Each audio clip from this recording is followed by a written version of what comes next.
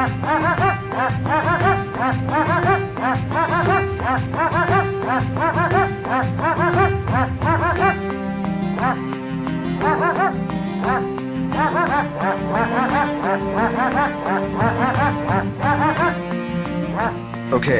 we're now rolling. I'm going to do this in my best Taylor voice. Welcome to Wednesdays in Westeros. I am Todd A., and my co-host is... Oh, is that me? Do I jump in? Yeah, that's Taylor Trask. Oh, okay. Well, yeah, Taylor Trask is here, but it's not just me. It's many others. Yeah, many others.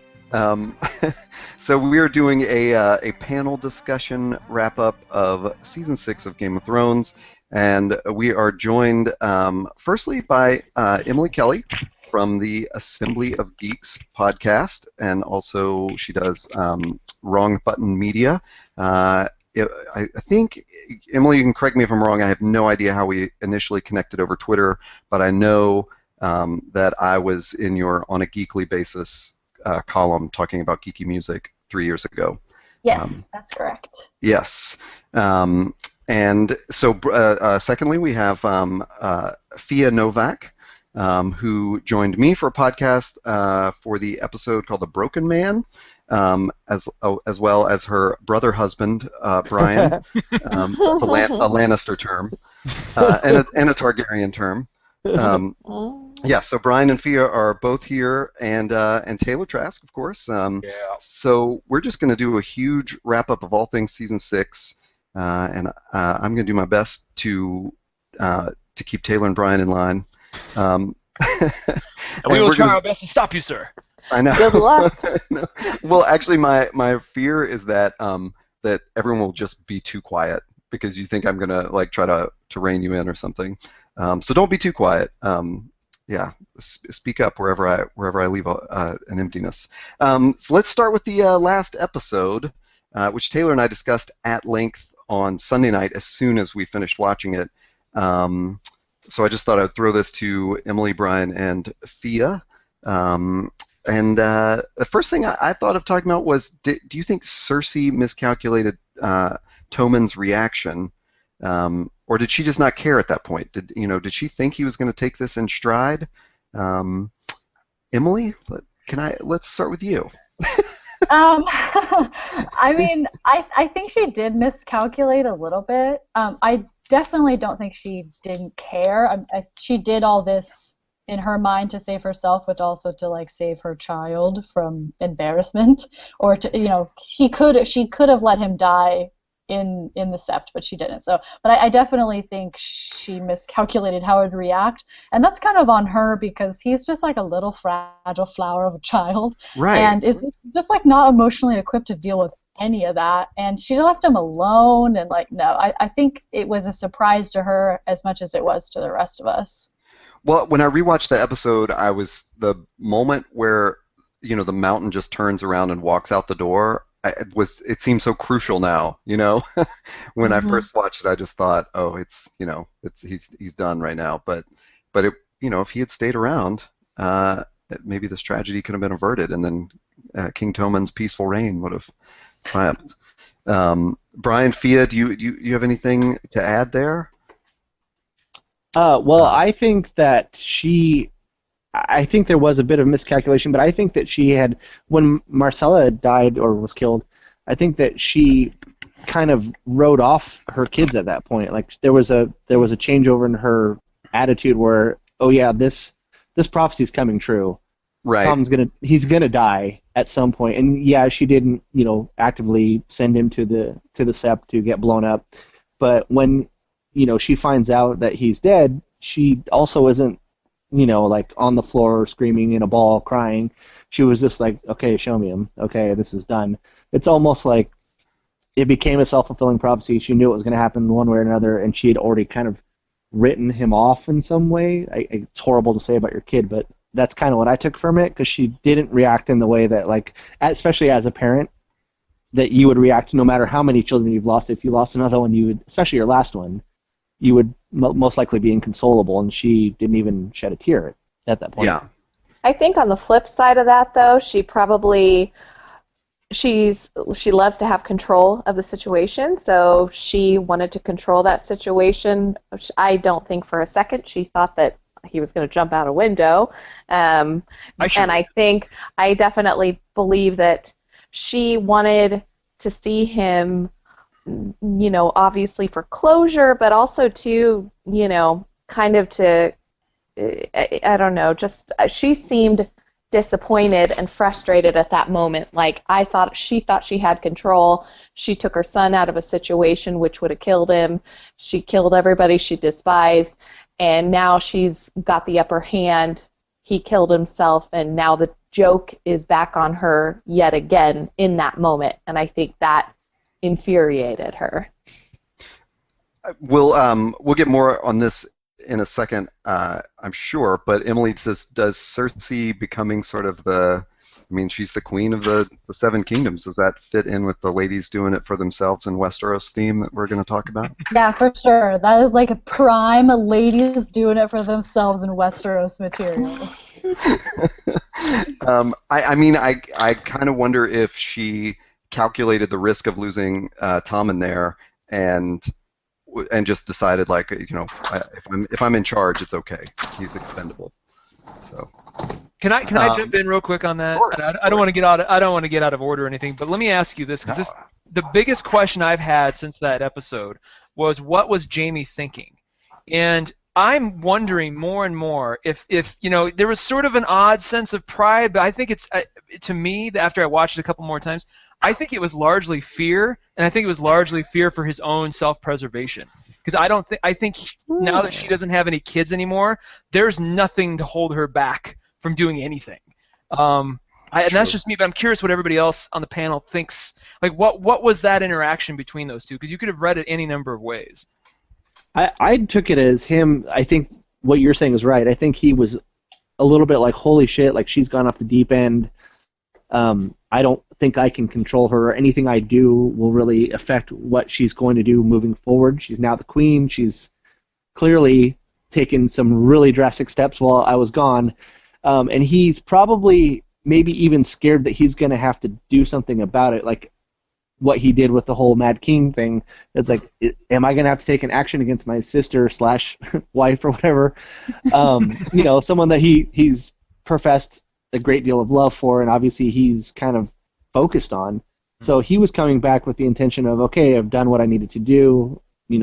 Presumably the Mountain took care of the whole trial thing, and now we're free to once again be a couple. And that whole dream has been shattered. Yeah. Right. So I think he has no illusions about what he's come back to is entirely different than what he left. Yeah. And maybe that's where the fear's from, is because that's really all he wanted. Yeah. Yeah, especially because we got that long discussion between, not only, there was one between him and Brienne, and then also with Edmure about his children. Oh, yeah. The very next episode, he loses his children, or maybe 2 episodes later. Right. Yeah, so then I'll bring up something Brian texted to me today, which was during the King in the North chanting session, we see Sansa and Littlefinger exchange a glance, and Brian and I were wondering, was this a can you believe this shit kind of moment where Sansa thought she might be the queen? Brian, you want to expand on that? Well, I will say that I watched it again tonight, and I didn't get quite as much out of it as I did the first viewing. So I thought I read into it more, but I will say that she has mentioned it a couple times where it's like, oh, I've got the Stark name, oh, you're a bastard, and Sansa has been to Jon, like, she hasn't been nasty about it, but there were some passing moments where she kind of points out that she is the Stark one. And so for me, I was just like, because Littlefinger's sitting there, he's not chanting, he's not really reacting, but he's just kind of glaring at her. And then she didn't look back at him like necessarily with like disdain, like, hey, fuck you, buddy. It was more like like, I don't know, I read something in it that was more communicative than it was like a negative necessarily. Maybe it was like I think you even mentioned it, Todd, like maybe it's her weighing her options. Like, okay, so if Jon's going to be the king, I'm not going to just be his little sister. Maybe I should do something else. Yeah, that's how I took it, ultimately. because sorry for any book spoilers, but Sansa Sansa never meets Ramsay Bolton. She is only in the Vale with Peter Baelish, and so I think this season has largely been about writing some book ships. And for me, that moment was them.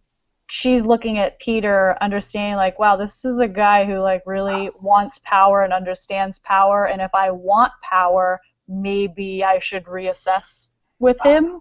So that's what I took it from, of that she's realizing like, here I was thinking I was going to be queen in the North, and that's not happening, but I could be queen of the Vale. So that is such a good point, and we did not talk about that at all. But so I guess we should. I also meant to establish this in the introduction. You have read all the books, Emily? I have, like, more so than a normal person should probably be into this series. Oh, okay. So does that mean Dunk and Egg tales as well? Oh, wow. All right. And the History of Westeros fake textbook that he has. Yeah. I'm basically a Westerosi historian as my hobby. A World of Ice and Fire. You've got it. Yes, I have. I'm not all the way through it. It's quite lengthy, but I'm making my way through it. Excellent. Yes. So I'm the reader between Taylor and myself, but I have not gone that far. I haven't read Dunk and Egg. Mm-hmm. And it's really cute. You should. It's really good. Well, that's cool. Mm-hmm. Well, I'll get it all wrong, but it's about Egon, and then and I don't even remember who the Duncan one is. Yeah, Sir Duncan of Sir Duncan the Tall. Okay. Who is related to Brienne? Also, book spoilers. Okay. That's recently revealed too, isn't it? Yeah, that's recently revealed. So that's a good one. So it's like these little details that you start to, when you're watching the show, especially, you're like, oh yeah, oh my god, that guy, or like that thing that I talked about. Well, we should. I didn't even put this in the notes, but we should exploit your book knowledge too. How did you feel about the phrase in a pie theory coming true?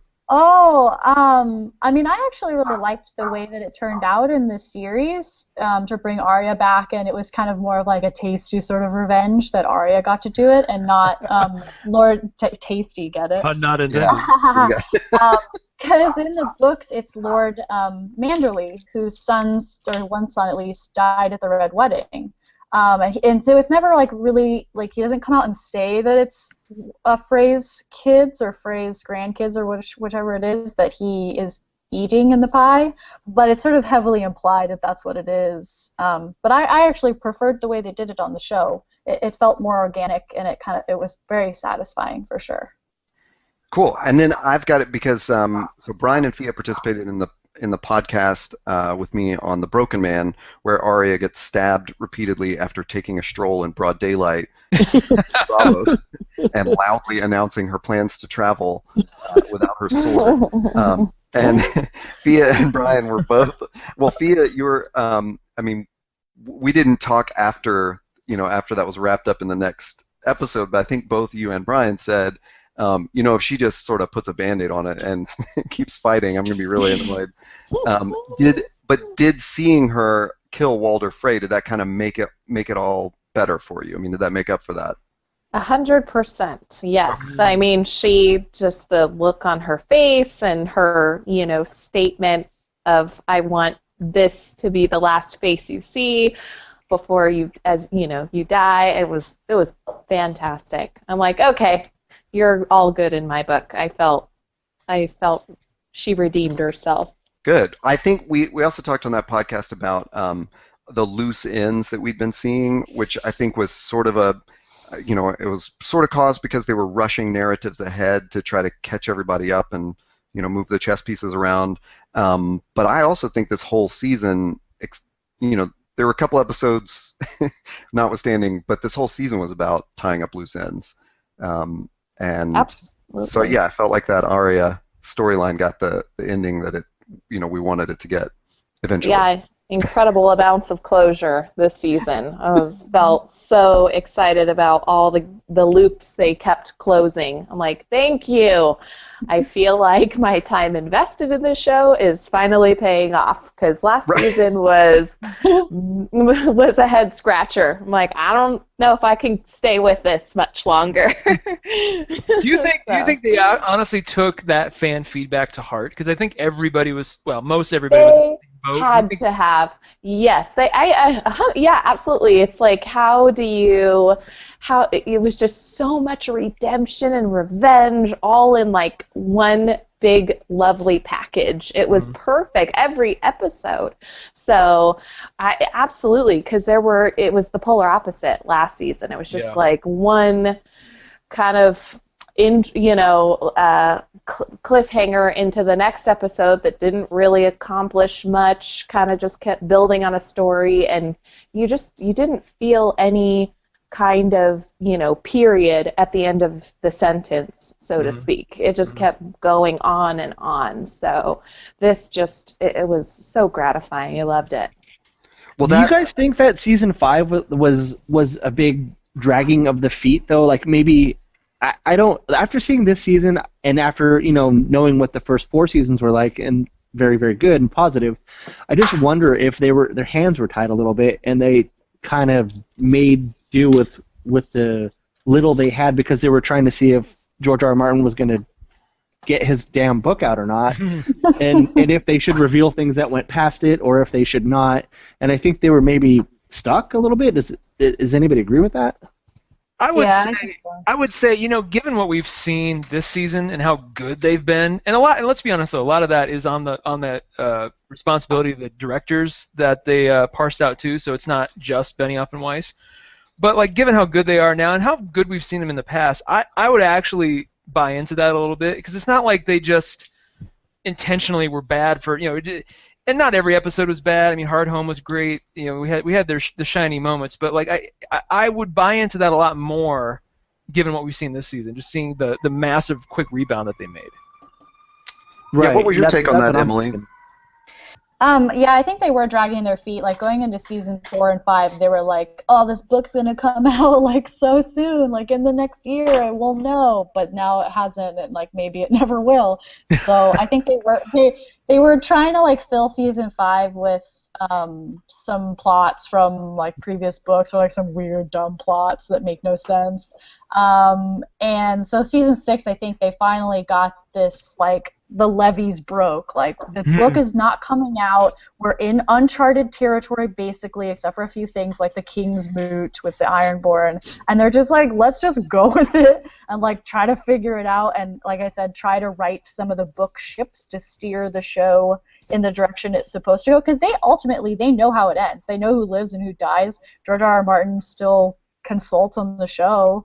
So I think I'm really glad that they like kind of got the go ahead to just go instead of waiting around for him to publish the next book. I totally agree with that.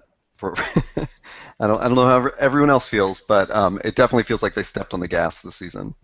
Mm-hmm. Whatever it was, I friggin' love it. Keep going. Yeah. Don't back off, because it's been awesome. From that, I'll just jump into that bullet point I had about, what was your favorite moment this season, and why was that?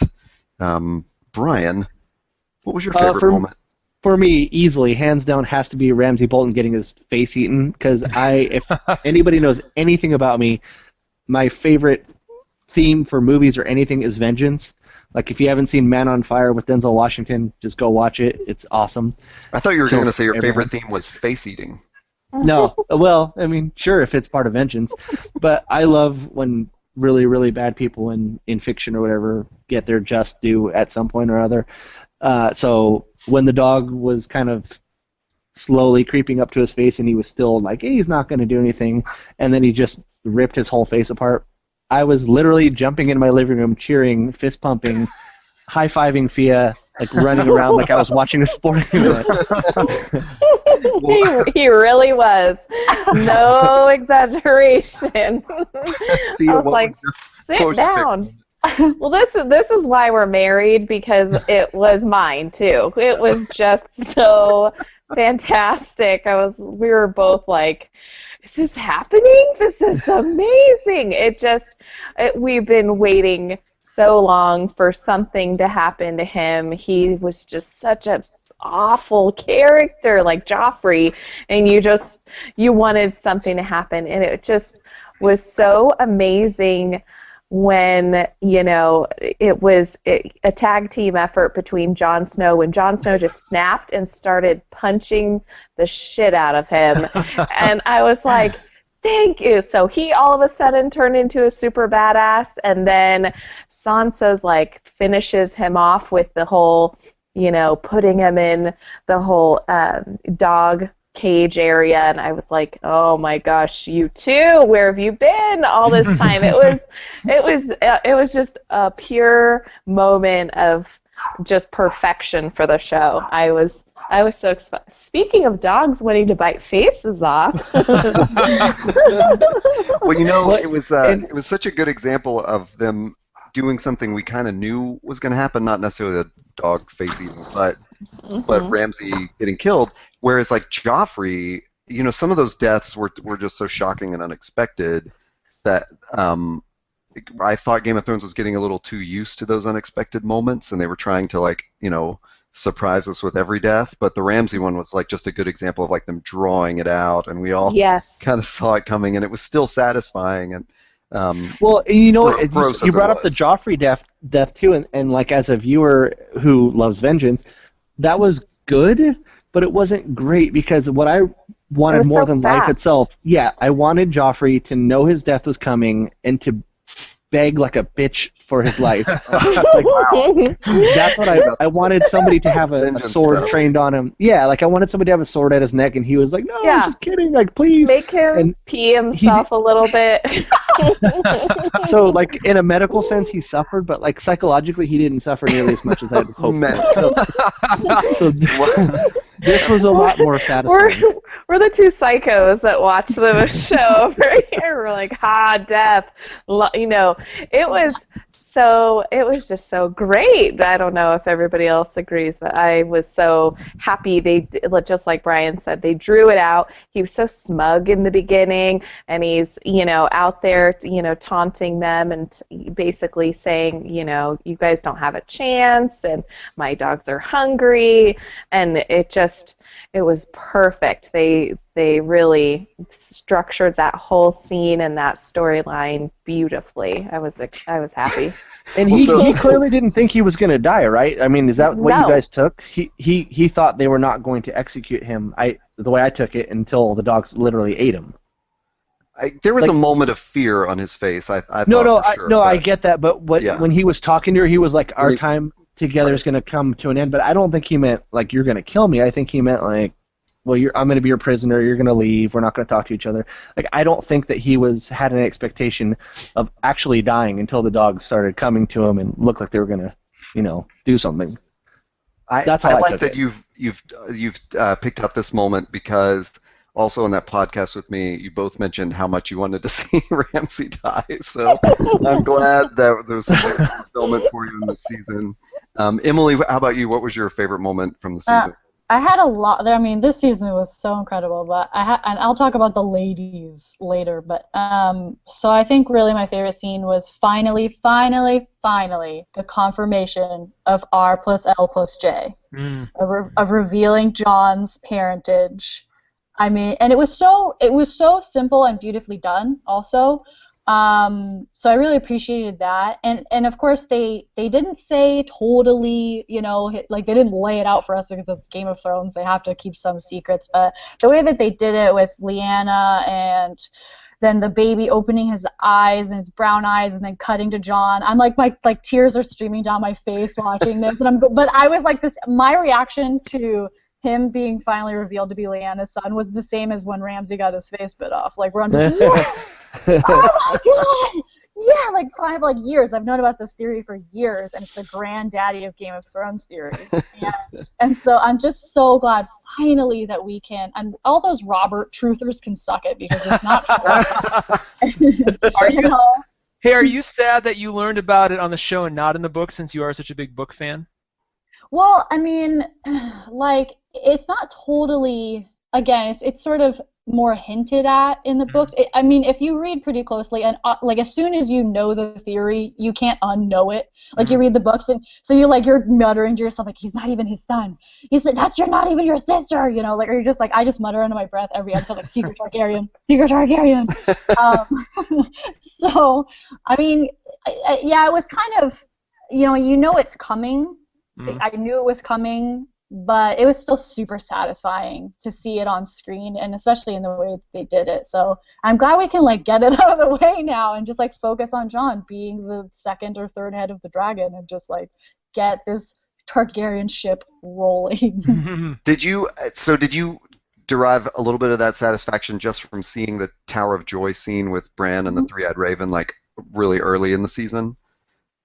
Oh, I was so pissed. I was like, that goddamn Raven! I just want to go. She's in there. So I was mad, but I knew that they would come back to it. And then there was all this coverage that the actor who plays young Ned was going to be in the season finale in a prominent role. And so I knew, and I think all of us kind of assumed that this would be the moment, that we would finally know Dany is coming, she's on her way, and so I think we all kind of assumed it would happen, but I'm just still so glad. So happy. Emily, since that is your favorite sequence, and you're the book reader and everything, so how did it affect you, the whisper section? Because I know I've heard some people that's really bothered, some people are indifferent, some people want to know what the hell she said. How did you take that part of it?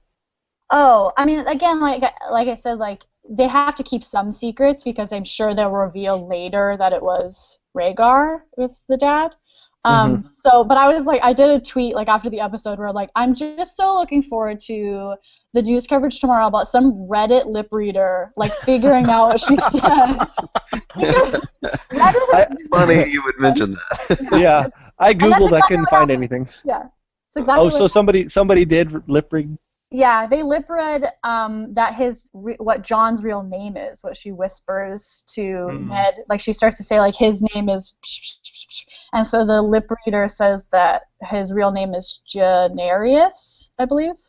So which would make sense. Yeah, Jaehaerys. So which is in the books, Jaehaerys 2 is Jon's direct ancestor. He's Aegon's grandfather. So anyways, so it would make sense, and Jaehaerys was a couple of good kings, so it makes sense that she would want to name him that. But yeah, I was just wait. I'm sitting there on my computer waiting for BuzzFeed to pop up. What did she whisper?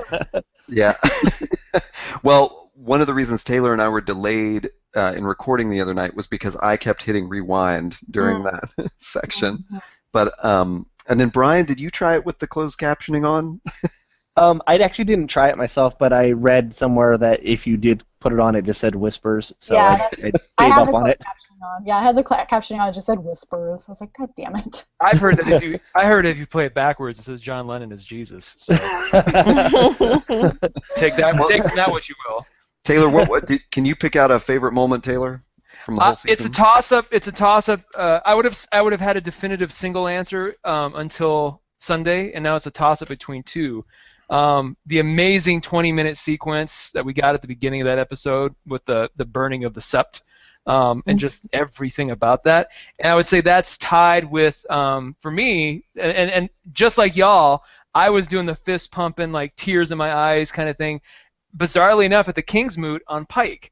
Really? Yeah, and I go back to that episode because I think I kind of laid it out there in that I'm a huge Yara fan anyway, so anything involving her being triumphant is just awesome, just always gets me. But then you've got freaking Alfie Allen, who deserves every time he's on a screen he deserves an Emmy, because Theon as a character has had the most depth and breadth of any character on the show. He's gone from he's played every emotion, he's played every angle. They just keep giving him more to do, and here's a guy who has to stand there and acknowledge that yeah, he's the firstborn, but he can't do anything with that now.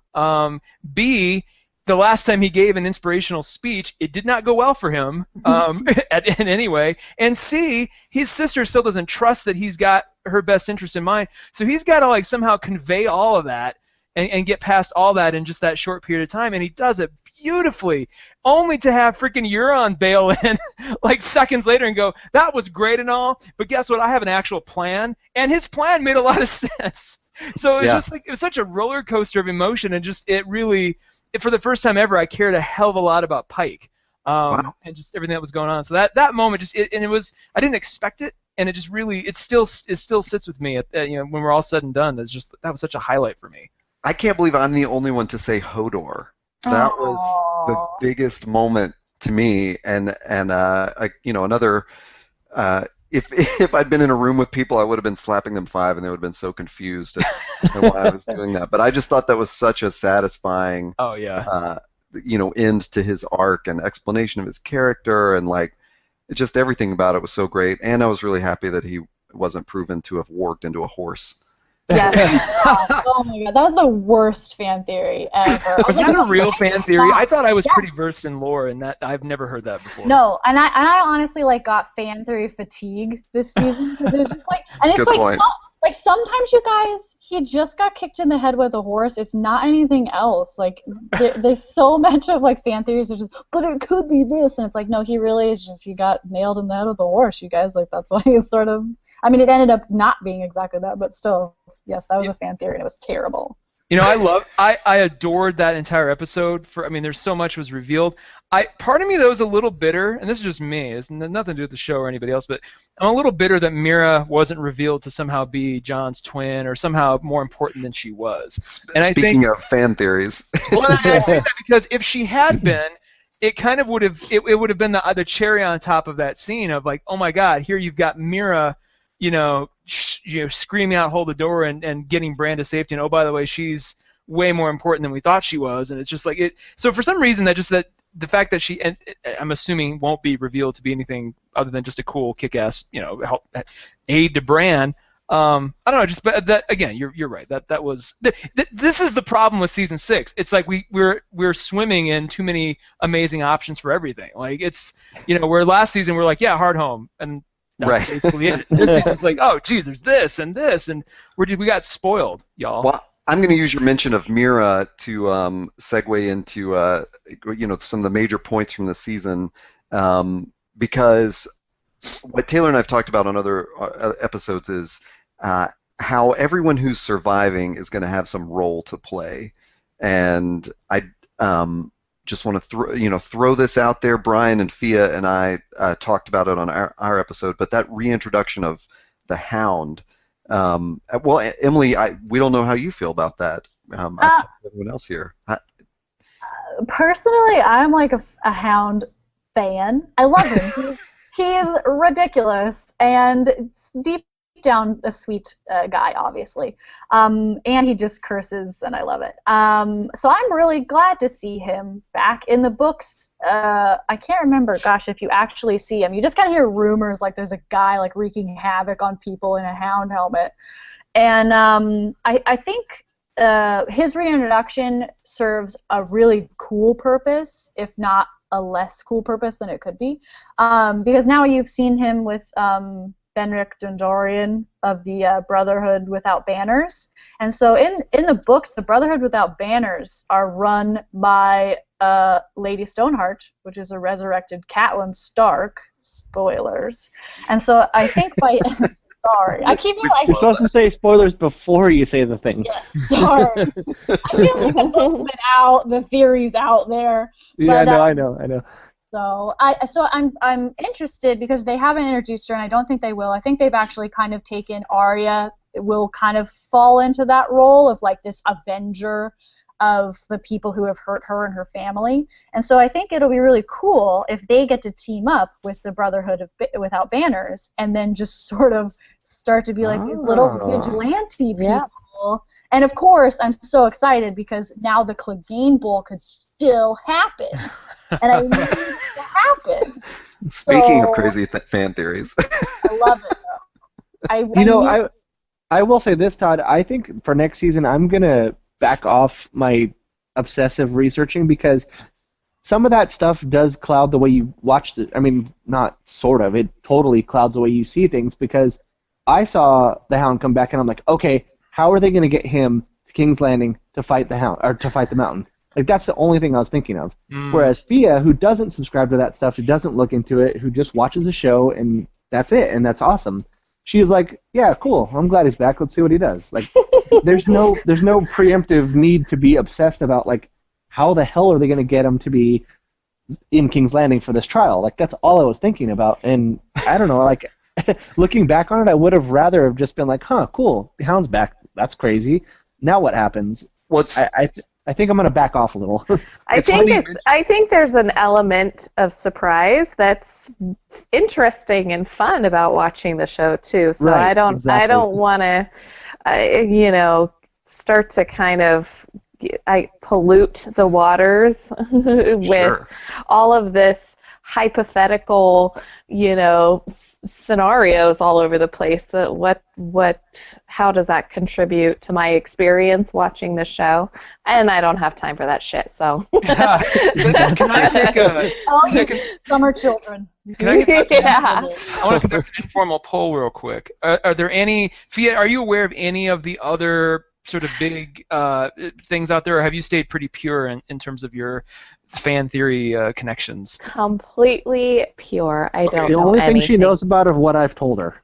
Yeah, Are there any, That's pretty much it. and not much. So that said, are there any, Brian and Emily, and Todd, you too, are there any remaining, you don't have to get into detail for Fia's sake, but are there any big sort of fan theories left that you're like, oh, that's got to happen, we got to see that, or are we pretty much clear now that R plus L equals J is done? Are we kind of in the home stretch and we can kind of just sit back, per Brian's note? Well, I think that I've kind of heard, and either they've been discounted or they're just so wild that they're not going to happen. All the theories that, at least for this season, I have one crackpot theory of my own, which is as the last sequence of the last episode closes, like whoever lives, whoever dies, whatever, and then you're just going to hear this rising sound of applause, and then you're going to realize that this whole thing was just a play that was put on by a bunch of super nerds at a Ren fair, and they're going to be in like cardboard night outfits and like, and the crowd's just giving them a standing O because it was so intense. See, that plays into my theory that it's just going to end with Sam looking into a snow globe and Winterfell is in the snow globe, and he's just telling the story to They his need to- grandkids. they To need Fred to Savage. they need to pan out and make it George's. What is it? Those cages, his turtle pen, because he said he wrote this whole series based on his pet turtles. Oh, that's right. Oh my god. And the Syrian, they're all on their backs. They're He's all dead. apparently a bad turtle owner too, because a lot of Totally them died. bad turtle owner. I think for me, this isn't a fan theory, technically, it's in the books, is the prince who was promised prophecy. Oh, okay. Like the Lord, so it's like kind of muddled because it's sort of the same as the Lord of Light, like the Mm-hmm. Messiah of the Lord of Light faith. And I think it's sort of split at this point of, is it Danny or is it John? Mm. And personally, I think it's Danny. And I think that would be she makes the most sense to me at this point. John is a good candidate, for sure. So I'm most looking forward to seeing which one of them comes to pass, if any of them. There's also a theory that Rhaegar Targaryen was the prince that was promised, and so when Robert Baratheon kills him, he like dooms the world essentially against the Long Night. So I'm curious about that, and I'm sure they'll get into it a little bit more as winter has come and the Night King approaches. Have we That's something. Have we heard Um, Azor Ahai since season 2? I mean, since Melisandre called Stannis that, has it been yeah. brought up at all? Yeah, she brought it up to John this season when she resurrected him. Did she? Yeah. I missed that. Yeah, She says she was wrong, right? And Yeah, she was like, oh my god, I misinterpreted this. And then also the other red priestess we saw in Meereen, who is like, oh, I'll spread the word about Daenerys. She believes that Daenerys is the princess that was promised. Yep. Remember that? Yeah. Yeah. That's something that it really interests me that I'm hoping that they have some resolution with, which is how the gods actually kind of like gel with each other. Because Work. you've seen the Lord of Light, and he clearly has power. There's clearly something there. There's something with the old gods, with the weirwood trees and the sight, and the seeing and all that stuff. And like, it just would be cool to see like that kind of develop a little bit more, because I don't want it to be like the Star Wars thing where they're like, oh, it's midichlorians, and they give you some technical term. I don't need that. But it would be Science! cool to. Yeah, exactly. It would be cool for them to like maybe all the gods are really just a god that's embodied in different ways with different cultures. Maybe it's that, or some kind of a little bit more context, I guess, is what I'm saying, for how the gods work or who the gods are. I love that idea and Taylor and I have talked about that too. Like that, what I think is so interesting is that some of the religions just don't seem to work. Right. Like the Seven just seems to be just sort of empty posturing and ritual. But then things like the Lord of Light, there's obviously some power there.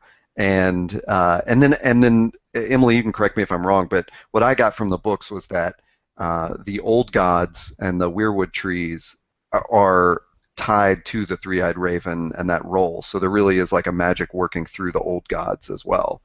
Yeah, and like with the children of the forest as Right. well, like they obviously had magic, and since the children of the forest are basically gone, and obviously the three-eyed raven is now Bran, that magic has really diminished, I think. But there's still some magic there, obviously, with Bran, and that's also something I hope they go into a little bit more, like what the hell is his deal? Right. Is he a time traveler? Like, what's his? I don't even. Well, it's funny. Other than just confirming the Azor Ahai mention, we all skipped over Jon's resurrection, which was definitely, I'm going to put some air quotes around this, the cliffhanger of the last year. But it ties into so much that we've talked about because it was one of those things where it was like it was kind of a theory that he was going to come back, and there were different sub-theories from that on how he would come back. But after everything else we saw this season, do we care about Jon coming back? I mean, is it still resonating with us 9 episodes later? I just never bought it. Like the second I watched the last episode of the last season, Gotcha. and he was dead, I said, I even turned to Fia and I said, there's no fucking way that Jon Snow is dead. And because it was just like the whole who's his mom, what's his purpose. I know that they try to subvert convention and they try to change things around their side, but that it just would have been stupid to me. And maybe that was my only reasoning, but it just seemed completely asinine that you would just kill him and that would be it. It'd be a big wasted story. It just would have been an immense waste of story. You're absolutely right. And so I just never bought into it. And so when he came back, like, yes, I was excited that it happened, and yes, I really liked the episode, but it wasn't like oh my god, I can't believe this is happening. It was more of like oh, they did it this episode, cool. They did it this soon. Like, I'm glad they didn't make us wait till episode 9 or something. That was exactly my sentiment as well. Same, because I was really worried, especially after season 5, that it was like, oh god, are they going to drag this out till the very last? That'll be the Ned's head of this season. Oh, here we go. And right. They just got it out of the way, and I'm like, okay, good. That it opened it up for Battle of the Bastards to be the 9th episode, the big Ned's head episode. Yeah. Fia and Emily, what was your rating of that episode? I kind of spoiled my the note. If you saw that. Well, actually, I do want to hear, because Fia is such a purist. Did you ever think that Jon Snow would stay dead before we move on to anything else? Oh, okay. You didn't either, No. So you were completely on board with. There's no way. No, yeah, they had Melisandre there. Like, you knew something was going to happen. I didn't know how, but I didn't think he was going to remain dead.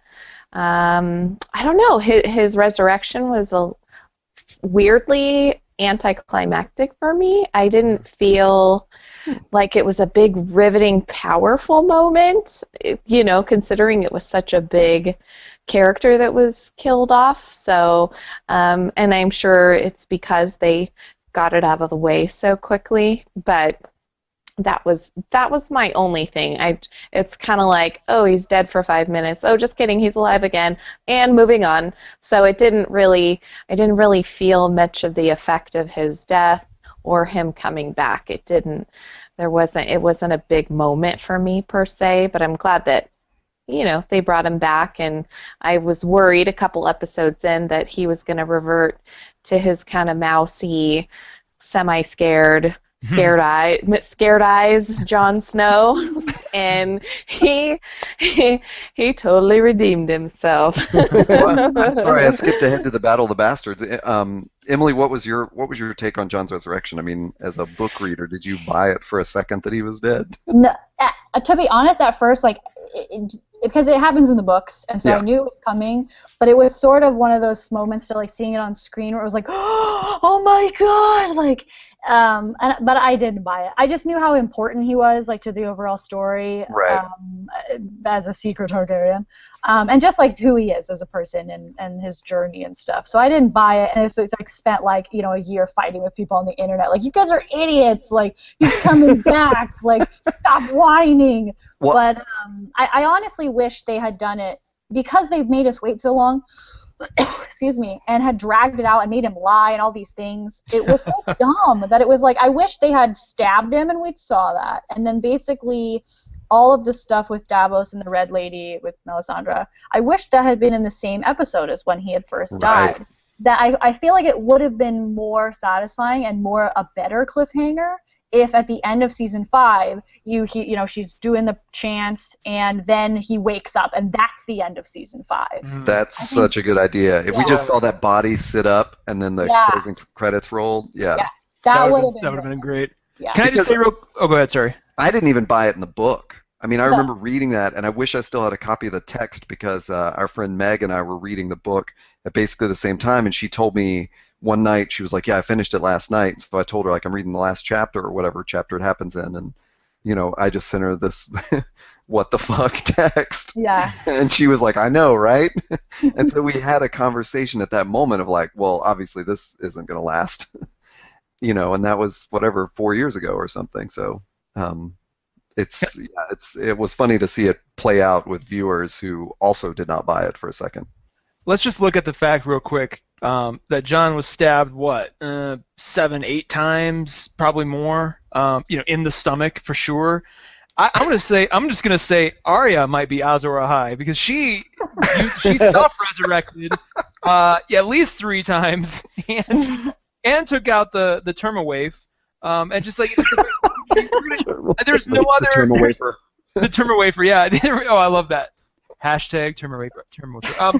There's no other explanation other than she's got some red magic in her too. I really hope they address that. By the way, I'm speaking out of turn, but I still, if we're gonna talk about favorite moments, that's my least favorite moment of the entire thing. Is just this Ooh. inexplicable. Is Jack and Hagar's turning? I mentioned before he's basically Peter on Office Space now, and then just Arya's like inexplicable invulnerability. I'm just like, if they make it a thing, I'll backtrack all that. But it was so weird. It was so out of character for everything. You want some magic or a potion or something to anything. explain that. Yeah. Okay. I agree with that. That was probably my least favorite thing too. I thought it was the stupidest thing I've ever seen in my life. I don't get it. I just end of the sentence there. It was so stupid. And even Jaqen's like, a girl is no one now. She's like, yeah, a girl's gonna go home, and he's like, okay. It was like, it would have been awesome if, like, think about this. What if she had gone to Walder Frey? Okay. She's like, yeah, I'm the last thing you're ever gonna see. And then Walder Frey pulls off his thing. It's Jack and Hagar going. I mean, that would have been like, oh shit, there's more going on than we. But there wasn't even that. It was just like Jack is just like, okay, bye, and then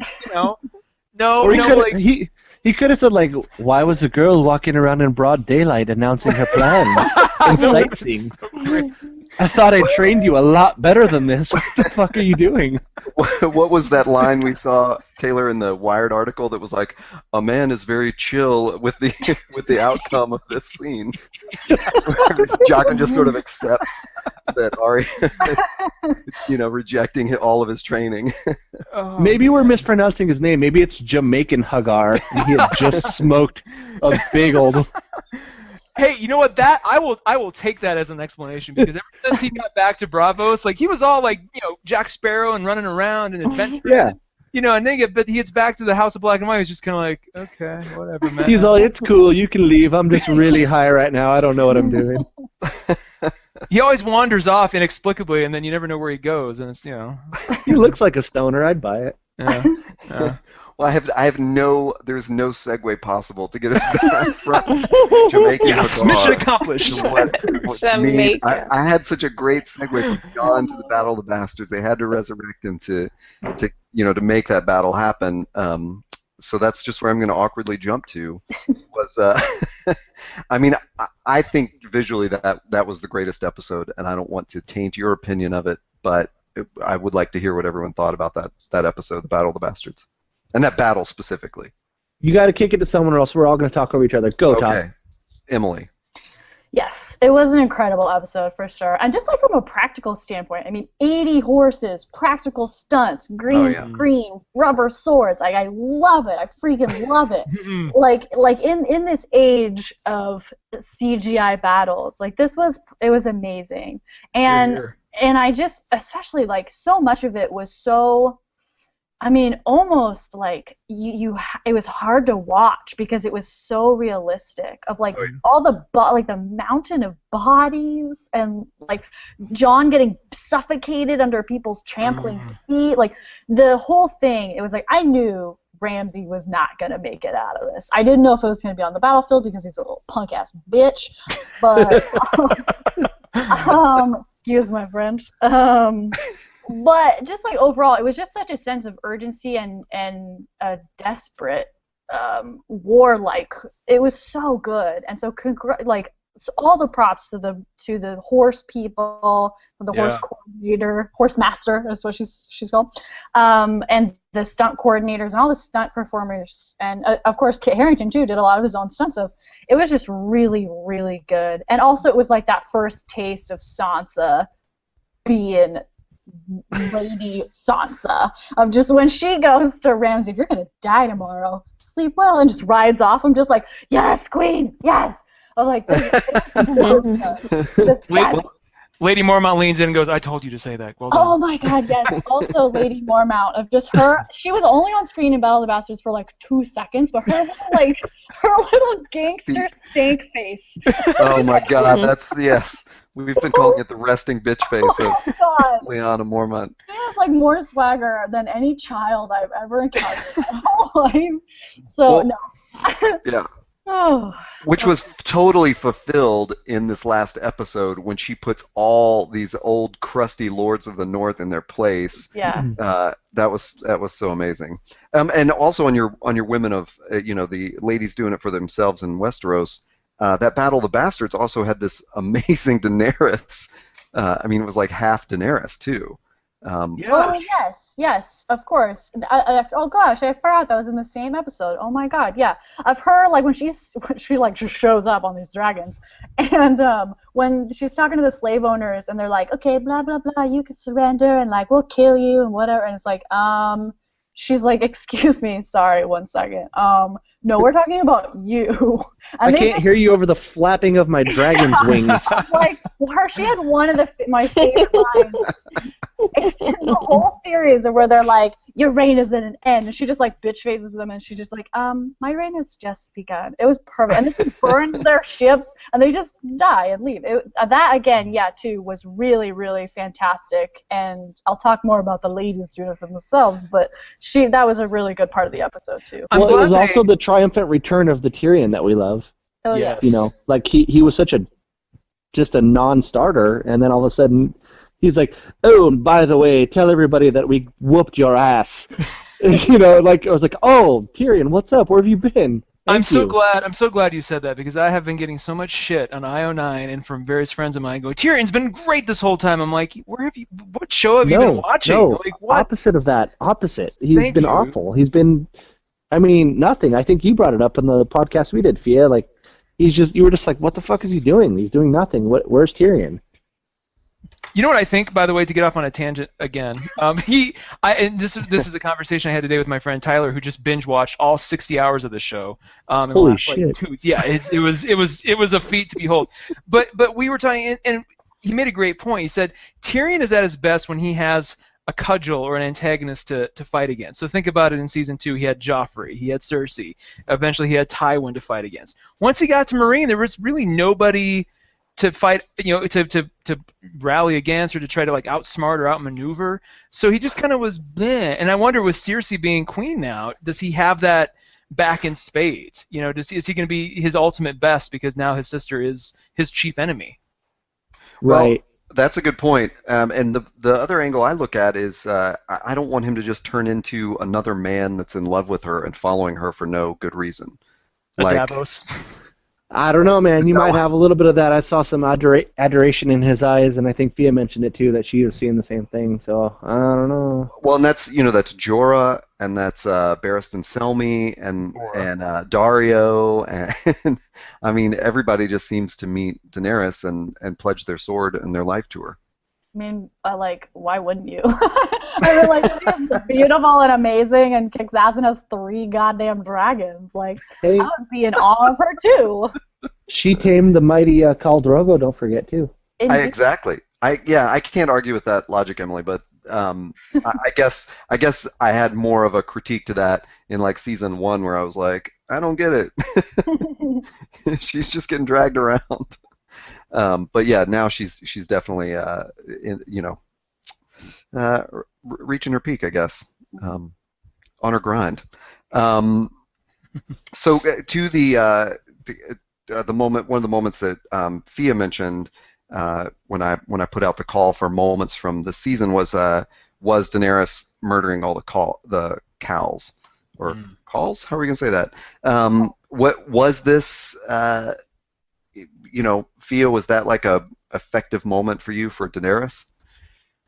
Yeah, definitely. It was, there was a moment of, okay, is she going to have this storyline, as, a widow of the Calls and just kind of be, a slave to the group for how long? And, is she defeated? Where's this going to go? And then it was pure badassery. She just set them all on fire as they were telling her they're going to rape her and, torture her. And she was like, yeah, I don't think so. As she, it was just, again, revenge is just such a wonderful thing sometimes. So I thought it was an excellent episode, and it was cool. And then, she just proved that, her abilities and her strengths and, how smart and cunning she is in these types of very tricky situations. So she was able to get all their respect in a situation where you're like, how's she going to do this? And it didn't involve her dragon, which I thought was cool. Yeah. Well, So I and thought it was good. there's also a key moment whenever Daenerys does something like that, where she has to have like some kick-ass little speech. Right. Which those are like some pretty sweet moments when she's, even though sometimes they seem weird. I'm thinking of the time when she just gets up on Drogon and gives this huge speech to the Dothraki as they're in the middle of the desert. But she's a real good public speaker, that one. Yeah, and it was a different, it was a different environment too. So it's fun watching her in these like different environments, commanding, the attention, the respect, and gaining her stance and power amongst these large groups. So how is she going to gain her leverage in this situation? And it's something new and unique each time. I thought that was a cool move and a cool play on that. Todd, hashtag make Westeros great again. Let's register that as well. Emily, was this, when that scene, did that strike you as another strong moment for Daenerys and the, ladies doing it for themselves? Yes. Yes, is what I should say. Yes. And this is effectively, it's a really good point Fia makes too, because as a non-book reader, you could just enjoy this for what it was, and it was a really badass moment of Dany doing what Dany does best, of being a boss lady. So because I'm the first to admit that book readers like myself are quite nitpicky, and so I saw a lot of people were like, but she's not like fireproof in the books, and it's like, bitch, just settle down. Like let her, can she live? Okay? Can she live? because such a powerful, awesome moment of like she's standing there naked in the flames and all the people just bow down. Even Dario's like, oh my god. I mean, like Dario is obviously he was in love with her, he gets it, but he didn't really get what Right. Yeah. and what she's about till that moment. You can see it in his eyes, like, oh my god, like she is something else. Like she's not just a beautiful lady, she is magic. Like this is incredible. So that's one of my favorite. Yeah. So, out of curiosity, what does happen to her in the book when she's on fire? Does she get like injured? Well, it was just like the one time, like we saw back in season 1, that it was just part of the magic of the gosh, what's her name? Like the witch lady who tried to save Drago. Mari Mazdur. Yeah. Drago from Or his whatever. deadly scratch. Yes, from his scratch. It was What a waste. What a waste. it was just essentially like the ebbing of the magic, and so she's not supposed to be fireproof. I mean, she could end up being fireproof. I don't know, but yeah, she just hasn't run into fire again as of yet in the books, at least. So I'm again, this is another show decision that I fully support. I think that's just a shortcoming of the books because I think that's just a cool feature, like especially in a world where magic does exist. It's pretty readily, visible. Where like hey, like a Targaryen's fireproof, or maybe all of them are, or whatever. But I think it's just a cool feature. Then if that was just like a one-off thing in the book, I think that's not as cool maybe. Yeah, I hope George R. R. Martin's like watching like Rice scribbling furiously, like Dany is fireproof. Go back and edit. Whatever he's doing, I hope he's scribbling furiously. He is on a Wrap it up, football man. He's on a football blog right now, reading about the upcoming draft or something. Yeah, the draft. No. So this, there's no segue for this either. It's a real disjointed leap here, but I have to hit this moment that Taylor and I talked about, which is Cersei's revenge with the wildfire in that last episode. The reason I bring this up is because Taylor and I have been talking about this all season, and it's one of those things where we just took it as like, I don't know, I took it as like a given, like that was probably going to happen, and I don't know why. I don't know where this theory originated. So, Emily, did you see this through your book reading? Did you have any idea this was going to happen? I mean, there's like allusions to it, and they talk about it a lot. Gosh, I can't remember which book it is, because I think it's Cersei and Joffrey meet with the pyromancers, and they do mention that there's stores of wildfire all around the city. And I think in the show, actually, Tyrion goes down into one of the stores and touches it before the battle of the Blackwater, and that's how they kind of like, plan is forming. So I knew that wildfire was going to play a role somehow. I just wasn't sure what it was going to be. I honestly thought she would burn the whole city down. Yeah. Just like burn this mother down. So I'm glad they actually did it in the way that they did, of that it's only killing a certain amount of people and not literally Agreed. everyone. But Very strategic. Yeah, very tactical. yeah, exactly. And I think that's so Cersei too. It's just like peak Cersei of like she knew exactly what she needed to do to win, and she did it. So I was happy with it.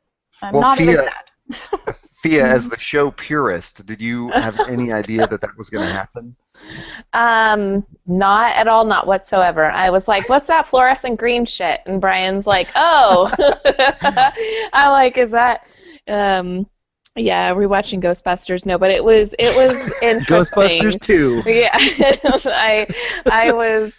I had completely lost memory of that, that particular aspect of the show. So I thought it was an awesome tactic. I love how they choreographed the whole scene to that beautiful music, and it was perfectly structured, and how, that just their faces when they realized, oh my gosh, we're probably going to die here, and Marjorie trying to get out, and they're trapping them, and you're just like, oh my gosh, she's going to die. Like, for a split second, I was like, oh, she's going to get out of here. It was just a lot of components to that. The fact that they were getting dressed slowly, and in the beginning, and Cersei's putting on her finest, clothing, and it was so fascinating. It was really beautifully done. I liked everything except for the CGI when they blew up. I thought that was kind of cheesy looking, but everything else was amazing. That was a jaw dropper. I was shocked. Fia, you mentioned Cersei's the outfits, but that was something that I took note of because it was a real departure from what she's normally wearing. And like at first I didn't really think much about it. And then when they kind of had the whole Queen sequence at the end, it was really like a Matrix-y, like, whoa, look at this fucking outfit. Like it was a villain reveal. Like seeing Darth Vader for the first time, you're like, oh, whoa, where did this come from? Like she is literally the show villain now all of a sudden. The Dark Knight. That whole episode was her transformation. Even that she had her fake trial and everything, where she basically was like, I did this, and guess what? I loved it. And it was kind of, not that there was ever a redemption arc for her. I mean, but it was like she completely, cemented the fact that there is no going back from this. There's this, and that's, I'll even tie that back to the beginning where I think Jaime, maybe that was going through Jaime's mind too. Like, oh, and Todd, I think it was you that contrasted it by saying, we ended last season with her being silent and jeered at by the town, and this episode ended with her being on the throne, and the entire court was just silent and scared, terrified of her. Yeah, absolutely. So there's no better segue than that, which was the theme that Emily had suggested for this whole season was the ladies doing it for themselves, and which we've touched on throughout this conversation, but. Emily, is there anyone we've missed? What other arcs have we, what other ladies did we miss? Well, you didn't talk about Brienne at all. Yeah, she didn't get much to do, but she's a pretty strong character. So. Yeah, and I think for her, most of the ladies' stories were centered on revenge, but Brienne's was centered on redemption. So I think in season 5 and in past seasons, she has failed a lot, and not by her own fault. She failed to protect Renly. She failed to protect Arya. She failed to protect Sansa. And so I think, at least for Brienne this season, she is finally getting to do what she set out to do for both Catelyn Stark and for Jaime Lannister, is to protect Sansa. And, if Arya shows up, she'll protect her too. So, yeah, she didn't get too much to do. But all the moments with Brienne and Tormund made it so worth it because I ship it hard. And I think that's a good testament to how good this season has been because, to your point, one of my favorite sequences before all this other great stuff happened was when she saved Sansa and she pledged herself to her, and there was that really nice exchange between them in the snow. Like I loved that sequence. It was beautiful. Like it was touching. Like you really believe in Brienne and that she's just a pure, honest character, and that was the fulfillment of her greatest wishes was to just be meaningful in the world. And so when she bowed down and pledged her sword, it was really emotional and really wonderful. So that was probably one of my favorite sequences. Shoot, I want to make that my favorite scene now. Yeah, it was really. We almost forgot about it because so much good stuff has happened since then, and that was so early on. But it was just beautiful. I love that sequence. Yeah, and I think the other lady who follows like a redemption rather than revenge is Melisandre, since obviously Melisandre did a lot of bad things in season 5. She burned a lot of children and well, define a lot. Okay, like one.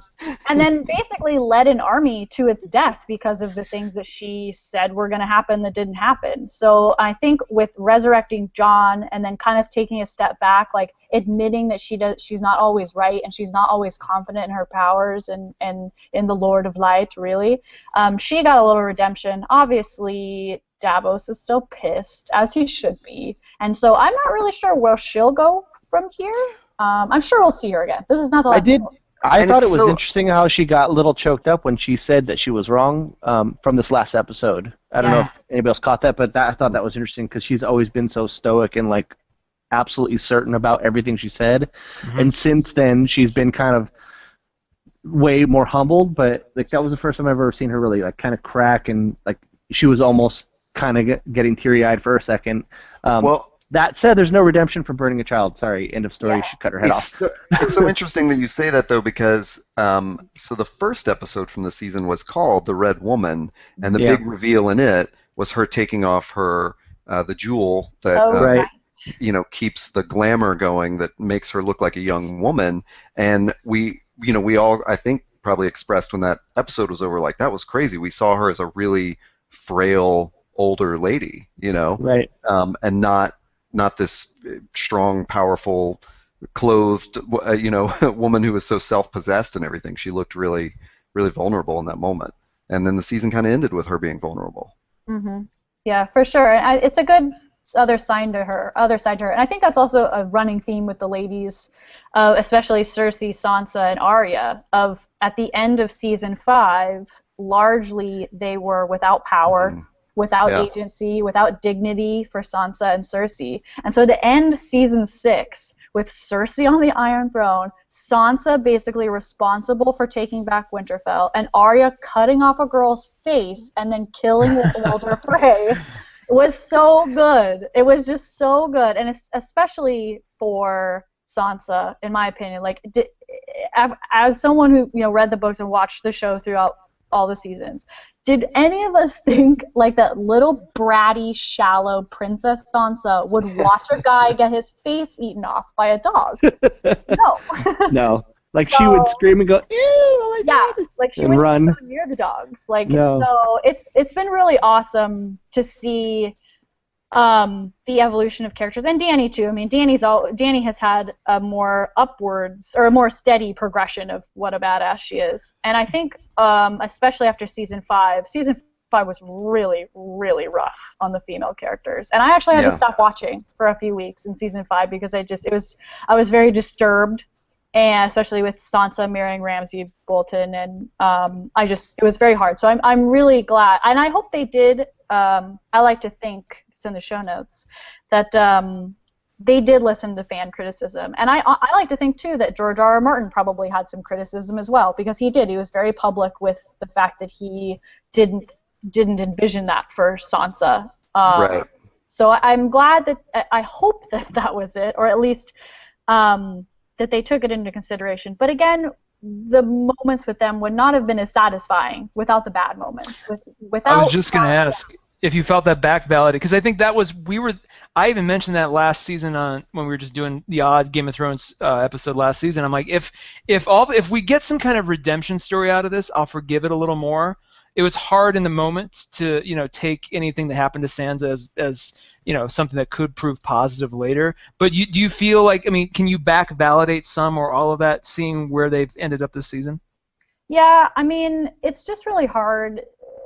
I never want to condone an instance where a female character, or females in real life obviously, are brutalized and abused and raped, and so I'm sad that they felt like they had to do it, or they should do it to make her story, I don't know, more interesting. I'm not really sure why they chose to go the way that they did, and of course it does make it more satisfying that she gets to kill him, but like he said, he is a part of her now, not in a pregnancy sense. Don't get about that. Oh, so you don't buy into that? I don't buy into that at all. I just know, as anyone who's abused in that way, in the way that she was and brutalized, it sticks with you. The same with Theon. Like, Theon may go on to be an old man, but the things that Ramsay Bolton did to him remain with him forever. And I think what Ramsay really meant was that Sansa was standing there watching him gonna die. And she would have never been able to do that, I think, before she met him. So, and as sad as it is, but I'm glad that they have put more care into the handling of the female characters this season, and let the female characters be the stars and be badass and win wars and win battles and win back castles and stuff. So I'm really excited to see season 7 also, of how their arcs continue. Badass ladies. What a great transition. So, yeah, I mean, what is going to happen next year? Do we think Daenerys is going to just land in the very first episode and begin her invasion?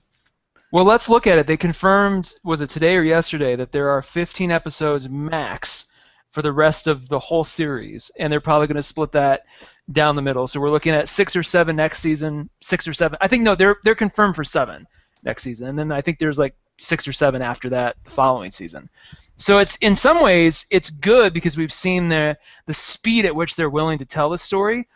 In some other ways though, and someone mentioned this in IO9 too, they're just like, yeah, but there's still so much story left to tell. Can they finish in time? Like, or is it going to be like Lost, where we're just sitting here like, counting down, going, oh God, they got 3 left, 1 left. I hope they do it. Do you think? Does anybody think they're trying to cram too much in, or is it a nice tidy state of affairs that we can finish out on? Well, I don't think that they are. It doesn't seem to me like there is too much story to tell, because there's a couple of key things that I think are coming, like the White Walkers crossing the wall, however that happens, whether the wall comes down or they, go around it somehow or whatever. I think that's a big thing that's going to happen probably next season.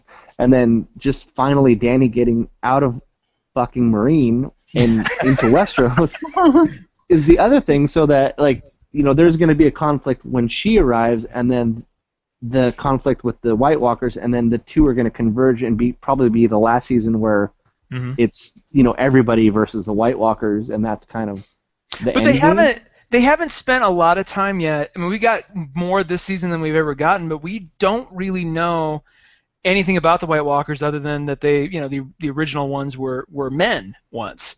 But we don't know, and maybe we don't need to know. Maybe they're just evil and that's all that is needed. But do we need to flesh out that threat anymore? Do we need to understand things like if they dare try to do and Fia, I apologize for a book reference, but the Horn of Winter. Does Sam discover that in Old Town and that becomes a thing? Like, do we delve into that lore any, or are they gonna? Do you think they're better served by staying a little bit more streamlined?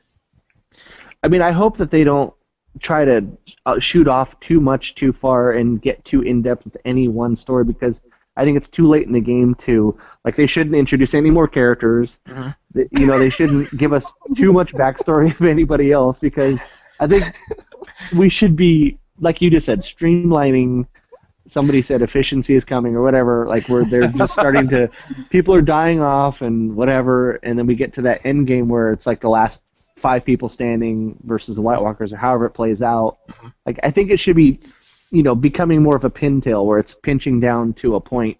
Yeah. That's the ending point. Yeah. So I hope, I don't really ever want to see Sam's dad again. I know they took his sword, but I don't care. What, you don't like Downton Tarleys? You didn't enjoy our time with them? I actually liked that sequence. I thought it was interesting. It was fine for me, but I don't need a side story where he's going after him with the brother and they're chasing him and trying to figure out where the sword is. I don't care. Sam needed that sword. He's got it. It's Valyrian steel, so clearly it's good for White Walker killing. Let's leave it at that. Well, I do have an important question, which is what do we think Euron is going to do? I would throw that to Emily, because you and I know a little bit about Euron's story from the book. Yeah, so it's kind of funny, and I've said this a few times, that they've tried to consolidate a few stories, and Euron and the Greyjoys is one of those stories. In the books, Euron, obviously, like in the show, is elected king, and he's sort of a dick, and whatever. He's like a pirate. He's way cooler in the book. So he's one eye, where he wears an eye patch, and he has this. I think he has a monkey as a pet, or a bird. Oh, see, they should have done that. That's cool. Yeah, so he's a legit pirate, and he has long hair, and he's really radical and stuff.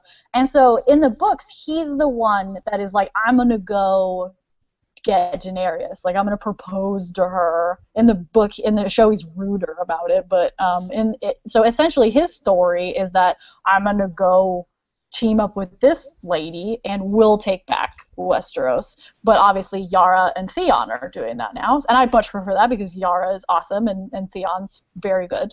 So I don't know what. I mean, I'm sure it'll be some sort of epic sea battle, like between the Greyjoy siblings and their uncle, and maybe some dragons show up and just burn Aaron's shit down. But I don't know, really. Maybe he'll be like, oh wow, Daenerys is so beautiful, I love her. Like, here's all my ships. Here's 1,000 ships. Take them. I don't even need anything. Just take them. Well, I kind of think that because they're on an island and a little bit separate from everyone, that the whole story's going to play out. The White Walkers are going to do whatever, and then he's going to be like, okay, those ships are finally done. Let's go, guys. And like everything's going to be over because there's no way he can make all those ships. He's like on ship 5 right now. Yeah. Do we think we're gonna see the well, I guess we already touched on that. We maybe next season is in the Seven Kingdoms, and then the end of it is sort of the wall falling down, and the White Walkers really hit them in season 8. I wouldn't be surprised if they knocked it down earlier, though, kind of like the Jon Snow thing, where it's like maybe it opens with that, and then that becomes the North problem, and then Daenerys is the South issue, and those two things play out through that season, and then the convergence is season 8. But I don't know if they could stretch it out that long. I mean, but that's maybe. Well, in 15 episodes, maybe they can make it pretty tidy. I mean, it is a truncated season, so 7 episodes can go really fast, as we know. So, you could play that out. I would think, but. That's a great. I never considered that though. That's because I was always of the opinion that the Ned's head next season is going to be the wall comes down, and then that's they'll just shock the hell out of everybody. But you're right. The efficiency is coming. Hashtag like that gets fulfilled a lot faster if they just cut to the chase. And maybe it's such. And think about this. Maybe the Horn of Winter and the wall falling down, as cool as it would be to see. Maybe it's too expensive, or there's we're not going to deal with that. And instead, we've got Bran, who we've already seen can basically, once he's been touched by them, he can basically invite them, unintentionally invite them into wherever he is. Maybe his crossing the wall is that invite, and that's right. What sets that emotion. And they all they open on that. He goes through, and then they're like, "Surprise, motherfucker, we can get through now." Yeah, joke's on you. Yeah. And I hope they use those exact terms. Yeah. Those are the first words that the Night King said. We're like, we've waited this whole time. What words is he what wise ancient things is he going to say? I think we've just proven that if I were writing the show, it would be a much, much better show. Of course. I want to see that show. Fia, what do you think is going to happen next year? I am just I'm just gonna stay curious and pure. You have no prediction? I don't know. I mean, they're on such a small scale, like little stupid stuff. So it's not anything on how are they going to, fully, take over. I think it's kind of complicated for me right now. Where are they going to start? How is this going to end? Who's going to have the upper hand? There's a lot of power plays involved right now. There's a lot of very strong characters now dominating big groups. So how is this all going to shake down? Because before it was such a mess, and it was so disjointed, and who was really controlling what, and didn't seem like anybody had control over anything. So they finally created their clusters, and now how is that all going to shake down? I'm not going to lie, I don't care for the White Walker storyline. It's that over-the-top fantasy piece that kind of takes this a step too far for me. Like, I hate when there's an element of, ultimate superpower that, oh, how are we going to win? And then it gets a little too fantasy, if that makes sense. So, I think a lot of people felt that about the time travel element with Hodor, Yeah, and there's just this, I don't know, they all kind of look the same. There's no real character build around them. True. They're all super powerful and strong. You can only kill them one way. And I don't know, I don't know how I feel about a bunch of zombies running through human beings, slaughtering them all is going to conjure any kind of satisfaction or, just closure. It's a little annoying. So that's one part that's going to bug me if they draw that out too much. I kind of don't like I like that they don't follow the White Walker storyline as much as this whole thing alluded to when the very first opening scene of the whole entire series was a White Walker. So, you know, I was very, you know, I'm satisfied with that, and I hope they don't hammer on that aspect too much. But I think you know, I definitely think Daenerys is going to have an upper hand here. It'll be interesting to see how she plays off of Cersei, you know, who's going to be the bigger bitch of the bunch, and then also how it's going to shake down. Like, is Jon going to fall in love with Dany? And they're going to be like, just kidding, we're related. Like, what do you do there? And are they going to say, you know, are they going to have a power struggle because he's now, you know, commanding authority and respect, and so is she, and she's you know, generally power hungry. So I don't know. There's a lot of you raise a good point, though. He has to be told he's Targaryen at some point, and what provokes that information being revealed to him. Exactly. So it's gonna. Something's gonna happen there. It has to. Now that, like, why would they point that out to us if it's not gonna be revealed? So. Well, wouldn't the only person that'd be capable of that be Bran? Mm-hmm. Yes. Yeah. So yes. So then the question is, did Bran fully understand what he saw? Like, okay, he knows that that's his Aunt Lyanna, and then he can maybe extrapolate that that's Jon, but he doesn't necessarily know who the dad is unless he has super whisper hearing powers and heard stuff that we couldn't hear. So does he know who his dad is? Great question.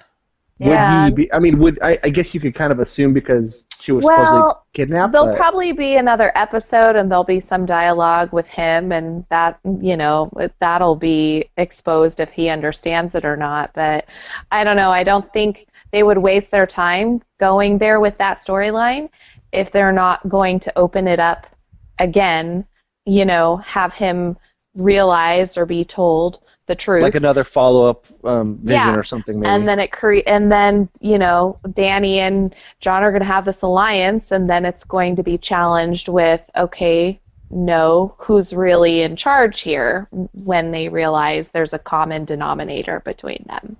Right. Well, and another thing with the North and why I think that possibly, you know, the wall might come down early in the season is now that Jon and Sansa have taken Winterfell back, what is their conflict if not for the wall coming down? Like, what? They're not going to just be like, okay, we just got Winterfell back, now we're out of here, let's go. Like, something has to come at them, and if it's another siege from some other family, like, that's boring. We've seen that 100 times now.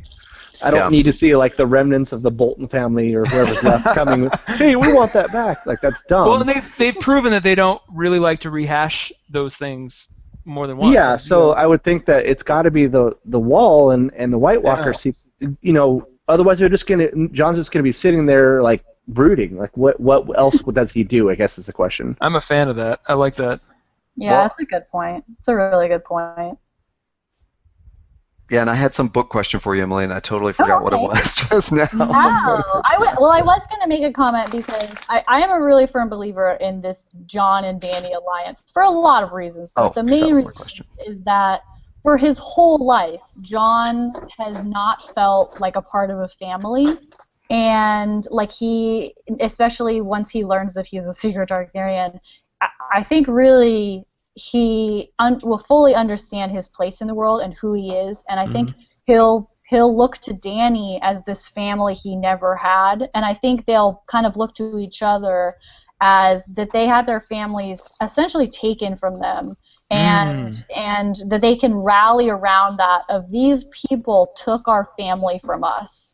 And then, you know, they take out Cersei, whatever, and then because one of them or both or all of them or neither are the princess that was promised, then they go together to fight the dead and wield the flame sword and the dragons, and they are the ultimate conquerors and winners of the Game of Thrones. Is my theory, and how it's spread out against 2 seasons, I'm not quite sure. But I do like that idea of that the wall comes down pretty early and creates an ultimate conflict for the North, and then the Southern squabbling of who gets to sit on this stupid sword chair seems so dumb at that point. Well, now that I'm thinking about it, I'm sitting here I'm thinking through it as you guys are talking, and maybe it's the wall comes down, that becomes a problem for the North. Jon does his best to try to deal with it. He hears stories of this chick that comes across that has dragons, she has fire, she's kicking ass, and he's like, we've got to get her into the battle because we need the dragons, and Ringo Starr joins the battle. Exactly. Yeah. And, they're going to be like, well, she's not going to listen to you, she's not going to blah, blah, blah, and then the Targaryen reveal, he's like, she's my aunt, let's do this, get the dragons, White Walkers, blah, blah, blah. That's end scene. Yes. Brian, I'm going to cast you as John in my local production of Game of the Stupid Sword Chair that I'm going to put on here. Super sword chair. Dude, you have to get a shirt that says that, and I will wear it to Comic-Con. Game of the Stupid Sword Chair. I'll It's wear epic. it too, I swear. Hashtag stupid sword chair. Emily, Oh, God, do you makes subscribe to the 3-headed dragon? Do you think Jon is going to ride a dragon? Yes, I do, because that's just necessary. That's kind of their whole bit as Targaryens. And also, I do want to point out, Targaryens marry their brothers and sisters, so to have an aunt and a nephew... That's like way separate. So that's cool. like that would be okay, apparently. They're complete strangers. Yeah, and so, but the third head of the dragon is obviously still a mystery, and that's kind of, I hope that gets resolved. There is one really big, well, not big, medium size, I suppose, or small, as the real deal it is. Yeah, close your ears. No, I think I've heard this already. Yeah, Tia came home today. She came home Yeah. today and announced, someone told me that Tyrion's a Targaryen. Yes, So, there you go. Yeah. Hashtag never Tyrion. Yeah. Throw that out there one final time. That's a theory. There's also, like, in the books, there's like a maybe that one of Rhaegar's other kids survived and Varys is hiding him somewhere, but we haven't seen him in the show, and so I don't think they're gonna go that route ultimately. But I'm glad you brought that up, because the Varys thing as a reader has been a little confusing the last couple seasons, because I think we realized they can't bring in that whole young Griff plot or whatever. yeah, But I did especially like him landing in Dorne, and I hadn't thought about this when Taylor and I talked about the other night, this last episode in particular, but how when Tyrion sent